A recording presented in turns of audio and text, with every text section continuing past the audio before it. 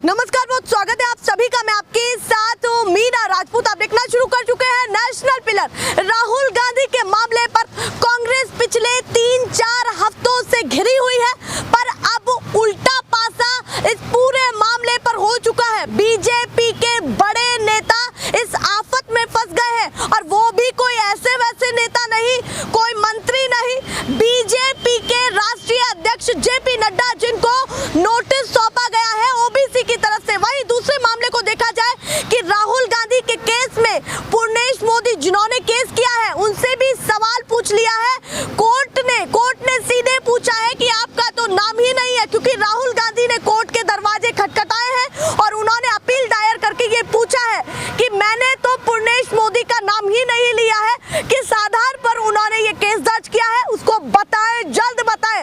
13 तारीख को सुनवाई है, दोनों मामले गर्म है, जेपी नड्डा को लेकर के भी और पूर्णेश मोदी को लेकर के भी, जिस पर ज्यादा बातचीत करने के लिए मेरे साथ है अंशु ठाकुर। सीधे मैं आपसे पूछती हूँ, दो चेहरे, एक विधायक है और एक राष्ट्रीय अध्यक्ष है, और राहुल के मामले में फंस चुके हैं।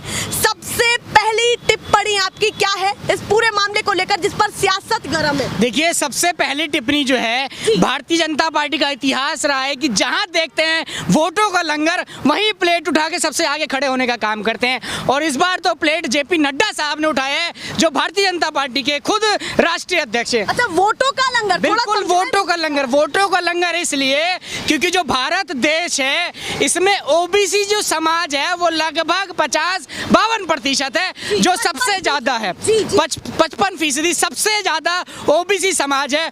उस समाज को इन्होंने राहुल गांधी से जोड़ने का काम किया, उस सरनेम के साथ जो सरनेम ओबीसी समाज में आता ही नहीं है।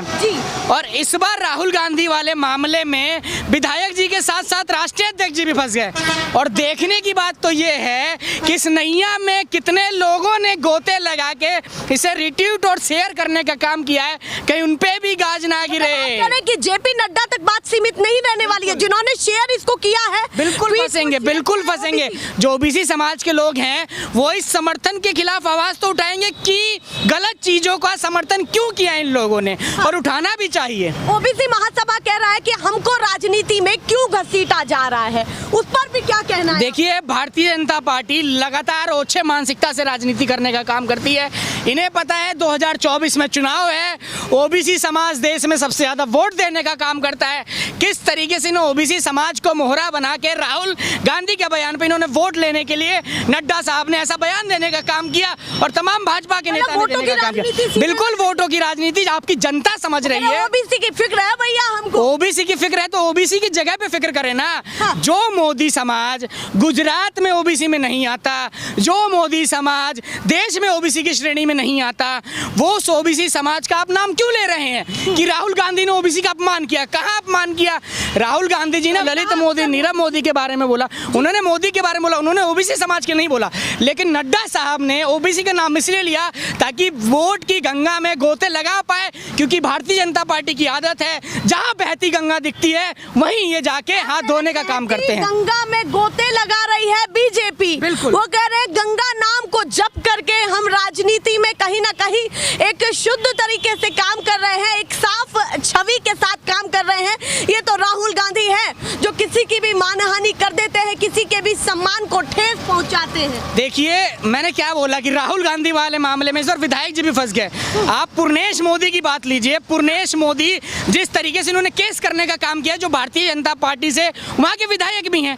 भाई, राहुल गांधी ने मोदी समाज का नाम लिया, मोदी का नाम लिया, तो जो मोदी समाज पूरा था वो क्यों नहीं आया? मुझे जो लगता है कि ये जो पूरी मामला है जो राहुल गांधी पे जो चल रहा है, ये राजनीति प्रक्रिया के स्वार्थ से चल रहा है कि किस, बिल्कुल राजनीति से जोड़ के किस तरीके के उसी तर्क को उठा करके कह रहे हैं जो उन्होंने अपील के। बिल्कुल, और उन्होंने सही तर्क दिया है। आप ये बताइए कि जो मोदी जी हैं, जो पूर्णेश मोदी हैं, वो सिर्फ मोदी तो नहीं है, व्यक्तिगत रूप से उनका अपमान नहीं किया गया। अगर यहाँ किसी मोदी का अपमान किया है तो पूर्णेश मोदी का तो नाम ही नहीं है कहीं से कहीं तक। उस पे केस करने का हक नरेंद्र मोदी जी का बनता है, या बाकी जो 2 लोग भाग गए उनका बनता है, जो 2 चोर भाग गए। पीड़ित पक्ष खुद को बिल्कुल, जो मानते हैं पीड़ित पक्ष मानते हैं उनका बनने का हक बनता है। कह रहे हैं पीड़ित पक्ष तो पूर्णेश मोदी भी मानते हैं खुद तो को। ऐसे भैया मैं तो मोदी लगता हूं। और भी तो मोदी हैं देश में, हाँ। वो आपके साथ क्यों नहीं आए? देखिए पीड़ित पक्ष यहाँ ओबीसी समाज है। हाँ। ओबीसी के बारे में बोला तो आज पूरा ओबीसी समाज आ गया, हाँ। चाहे ग्वालियर का हो या पूरे देश का हो। आपने देखा कि उन्होंने नोटिस भी भेजने का काम किया, 24 घंटे का जवाब भी मांगने का काम किया, लेकिन यहाँ तो सिर्फ एक मोदी राहुल गांधी के बयानों से आहत हुआ है। माफी की बात हो रही है, नोटिस थमा दिया गया है एक राष्ट्रीय अध्यक्ष को, जो बीजेपी पार्टी यही नहीं देश में ही नहीं विदेशों में भी डंका बजाती है। क्या कहना है कि इस पर आगे क्या होगा? इस नोटिस देखिए के एक मुहावरा कहा गया है ना, महासभा ने कहा है कि आगे भी कार्रवाई रखेंगे अगर कुछ नहीं हुआ तो। बिल्कुल मैं आपको बताना चाहूंगा, पहले एक बात कहूंगा कि एक मुहावरा रखा गया है कि अगर आप आसमान में देख के थूकेंगे तो आप बताइए थूक कहाँ जाएगा? आप बताइए कहाँ जाएगा? हो सकता है आप नहीं बताएंगे, आपकी दर्शक बताएंगे, भैया अपने मैडम को बताना थूक कहाँ जाएगा अगर आसमान में देख के फेंका जाएगा। तो वही हाल यहाँ हो गया है। आप ये बताइए कि जिस तरीके से आप वोट लेना छोटी राजनीतिता के सहित, छोटी राजनीतिक मानसिकता के सहित आपने एक समाज को टारगेट किया ताकि वो समाज आपको वोट देने का काम करे, लेकिन वो समाज खुद ही आप पे चढ़ने का काम कर रहा है। कि भैया राहुल गांधी इस तरीके से भी उसको देखा जा रहा है कि राहुल गांधी के हाथ में दोनों हाथों में लड्डू है। अब वो कैसे है कि जेल जाएंगे तो उनको कहीं ना कहीं इमोशनल जो कनेक्शन है, जो समर्थक है उनके, वो निकल करके बाहर आएंगे, और नहीं जाएंगे तो सही साबित हो जाएंगे। इस पर भी क्या कहना है, जल्दी से बताएं। देखिए भारतीय जनता पार्टी जो भारत की सबसे बड़ी पार्टी है, जो माननीय मोदी जी के नेतृत्व में आज भारत में चरम सीमा पर है, उस पार्टी को अगर कोई खराब करने पर तुला हुआ है, जिसने अपने पैर पे कुल्हाड़ी मारने का काम किया, वो एक तो पूर्णेश मोदी साहब ने मार दिया उनके ऊपर मुकदमा करके, दूसरा अति उत्साह में जेपी नड्डा साहब ने मोदी वाले बयान पे ओबीसी समाज को जोड़ के इन्होंने भी अपने पैर पे कुल्हाड़ी मारने का काम किया। आप ये बताइए जिस ओबीसी समाज के वोट बैंक के लिए तमाम ये ओछी मानसिकता के साथ इन्होंने इस बयान को जोड़ने का काम किया, आज वही ओबीसी समाज आपके खिलाफ जाके नोटिस देने का काम कर रहा है, आपको कोर्ट में घसीटने का काम कर रहा कहा है। जा रहा है कि भैया ये बताइए, कानून किसी के लिए भी अलग नहीं है, ना विपक्ष के लिए अलग है ना सत्ता पक्ष के लिए अलग है। 2 साल की सजा हुई, सदन से बाहर हुए, बंगला भी उनसे छीना गया, क्योंकि जब सांसद ही नहीं रहे हैं, उस सदन के सदस्य नहीं रहे हैं, तो बंगला भी छीना जाएगा। तो उस पर हवा क्यों बनाया जा रहा है? किस बात का ये हवा है? जब 2 साल की सजा हुई है, या तो आप जाकर के अपील आपने दायर की है उसका विश्वास रखें, या फिर सदन पर क्यों सारी बातें आ रही है कि सदन से निकाल दिया गया है, ये सारी बातें क्यों आ रही है? और किस पे बोलेंगे? आप ये बताइए कि 24 घंटे में आपने सदस्यता छीन ली, और भी दिल्ली में भारतीय जनता पार्टी के लोग हैं जो सांसद विधायक मंत्री नहीं है, लेकिन आज भी दिल्ली में उनको आवास मिला है सरकार की तरफ से। पहली बात आपने बोली कि जो सजा है वो पक्ष और विपक्ष के लिए न्याय बराबर होना चाहिए।